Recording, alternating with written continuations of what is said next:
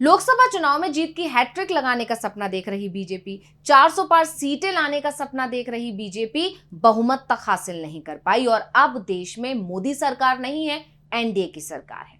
यानी सहयोगी दलों के सहारे बीजेपी ने कुर्सी तो हासिल कर ली, लेकिन अब सहयोगियों ने ही बीजेपी की नींद उड़ा रखी है। सहयोगियों के बदले हुए सुर मोदी सरकार की बेचैनी बढ़ा रहे हैं।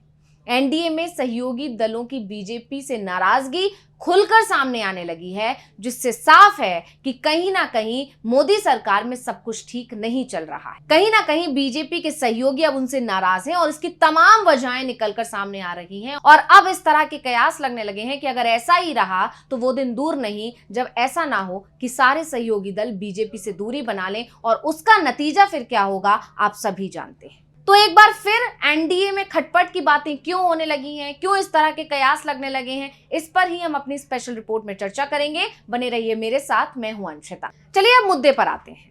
तो जैसे जैसे मोदी सरकार में सहयोगियों के जिस तरह के बयान आ रहे हैं, एक के बाद एक जो बयान सामने आ रहे हैं, उसके बाद से ये तमाम कयास लगने लगे हैं और ये सोचने पर मजबूर हो गए हैं लोग कि आखिर ऐसा क्या हुआ है जो एनडीए में खटपट की खबरें बाहर आने लगी। तो इसके लिए हम आपको पहले उन बयानों को बताते हैं जिसके बाद से इस तरह के कयास लगने लगे हैं। सबसे पहले बात करेंगे योगी सरकार में मंत्री संजय निषाद के उस बयान की, जिसने योगी सरकार पर ही तमाम सवाल खड़े कर दिए हैं, जिसने योगी सरकार के अधिकारियों को कटघरे में खड़ा कर दिया है।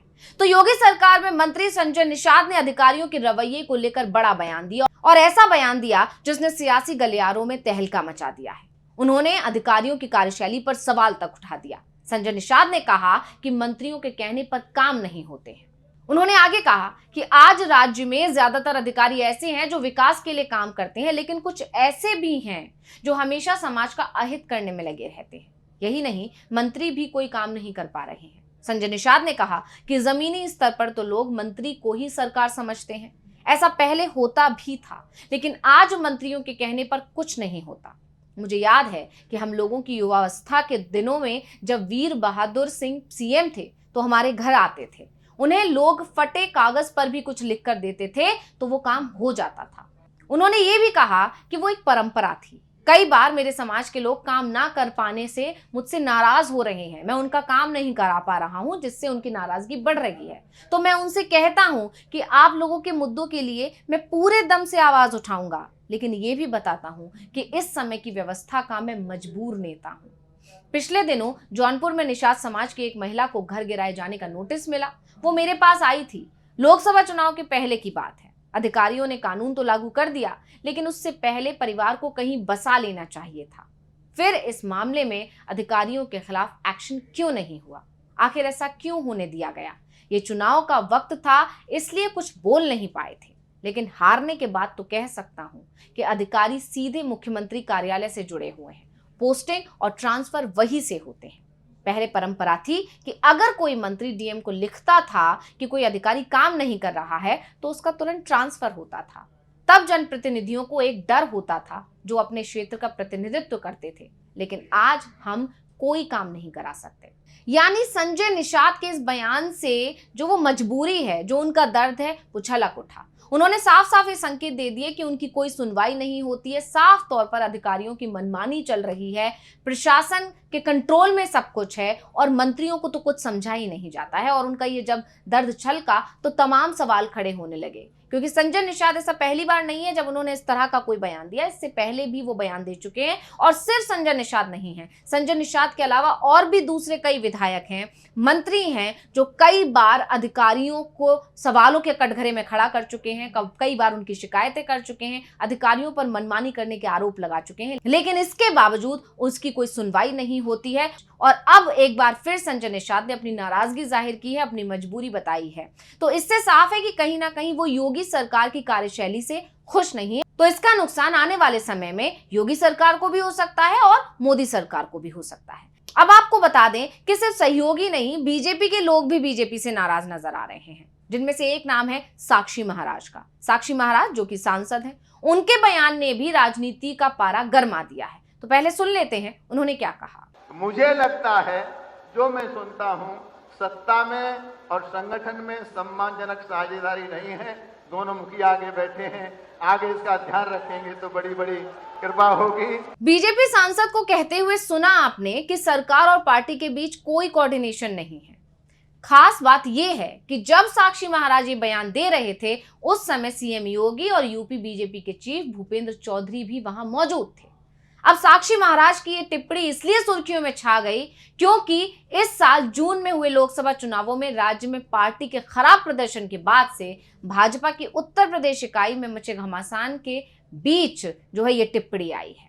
पिछले दिनों क्या कुछ हुआ उत्तर प्रदेश की राजनीति में सभी ने देखा। कृष्ण प्रसाद मौर्य ने किस तरह से अपने बगावती तेवर दिखाए थे, यहां तक कि उन्होंने खुले मंच से कह दिया था कि संगठन सरकार से बड़ा होता है। तो इस तरह के तमाम जो है चीजें देखने को मिली थी। और उस बीच जब साक्षी महाराज का ये बयान आया तो राज्य नेतृत्व पर सवाल उठने लगे हैं और आदित्यनाथ के नेतृत्व वाली सरकार तथा चौधरी के नेतृत्व वाली राज्य इकाई के बीच समन्वय की कमी का आरोप भी अब लगाया जा रहा है। सिर्फ यही नहीं, एक और बीजेपी नेता ने मोदी सरकार को सवालों में खड़ा कर दिया है।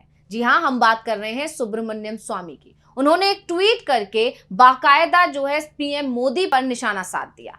बीजेपी नेता सुब्रमण्यम स्वामी ने अपने सोशल मीडिया प्लेटफॉर्म एक्स पर लिखा कि अगर मोदी आरएसएस प्रचारक के संस्कार के प्रति प्रतिबद्ध होकर 17 सितंबर को अपने 75वें जन्मदिन के बाद मार्गदर्शन मंडल में जाने के लिए रिटायरमेंट का ऐलान नहीं करते हैं तो वो अन्य तरीकों से अपनी पीएम कुर्सी खो देंगे। यानी साफ साफ सुब्रमण्यम स्वामी ने चेता दिया, उन्हें चेतावनी दे दी कि उनकी कुर्सी जा सकती है।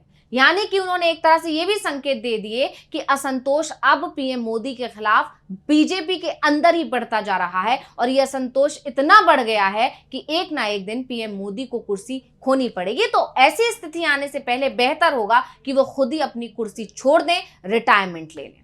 सुब्रमण्यम स्वामी और साक्षी महाराज के अलावा केंद्रीय राज्य मंत्री सुरेश गोपी के बयान ने भी ऐसे ही कुछ संकेत दिए हैं। उन्होंने कहा कि वो जल्द ही राजनीति को अलविदा कह सकते हैं।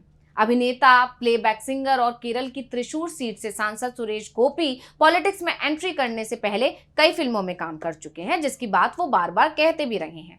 अब बीजेपी सांसद सुरेश गोपी को लेकर ये अटकलें उन्हीं के बयान पर उठ रही हैं, क्योंकि उन्होंने कहा कि फिल्में मेरा जुनून है, अगर फिल्म नहीं बनी तो मैं मर जाऊंगा। दरअसल इस तरह का बयान उनका तब आया जब केंद्रीय गृह मंत्री अमित शाह ने गोपी से पूछा था कि उन्होंने कितनी फिल्मों के लिए साइन किया है। इसके जवाब में गोपी ने कहा कि 20 से 20 फिल्मों के लिए उन्होंने हाँ कह दिया है। ये सुनते ही अमित शाह नाराज हो गए और उस कागज को फेंक दिया जो गोपी ने उन्हें थमाया था। उस कागज में गोपी ने अनुमति मांगी थी फिल्मों की शूटिंग करने की। इस घटनाक्रम को लेकर गोपी ने कहा कि मैं अपने नेताओं के निर्देश का पालन तो जरूर करूंगा, लेकिन फिल्में नहीं करूंगा तो जिंदा नहीं रह पाऊंगा। इसके साथ ही सुरेश गोपी ने यह भी साफ कर दिया कि अगर मुझे अनुमति नहीं मिलती है तो मैं 6 सितंबर से शूटिंग शुरू करने जा रहा हूं और अगर इसके एवज में मुझे मंत्री पद से हटा दिया जाता है तो मैं समझूंगा कि मैं बच गया। यही नहीं, केंद्रीय मंत्री ने आगे ये भी कहा कि मैं कभी भी मंत्री नहीं बनना चाहता था, मगर मुझे मंत्री पद त्रिशूर के लोगों के लिए दिया गया है, ना कि मेरे लिए। यानी साफ है कि जो तरीका है बीजेपी सरकार का काम करने का या बीजेपी सरकार की जो थोपने वाली नीति है, उससे उनके ही अपने लोग अब नाराज होने लगे हैं, उनके खिलाफ बगावत करने लगे हैं, उनके खिलाफ अपनी नाराजगी को साफ तौर पर जाहिर करने लगे हैं और इसी का हर्जाना हो सकता है आने वाले समय में बीजेपी को भुगतना पड़े। और अगर बीजेपी से इसी तरह एनडीए के सहयोगी दलों की नाराजगी बढ़ती रही तो इसका सीधा सीधा असर बीजेपी पर तो पड़ेगा ही, लेकिन उससे ज्यादा असर केंद्र की एनडीए सरकार पर भी पड़ सकता है, जिसको लेकर अभी से बीजेपी चिंतित नजर आ रही है। तो इस रिपोर्ट को लेकर आपका क्या कहना है, मुझे कमेंट करके अपनी राय जरूर दीजिएगा। इसी के साथ मुझे दीजिए इजाजत। देखते रहिए डीवी लाइव। नमस्कार।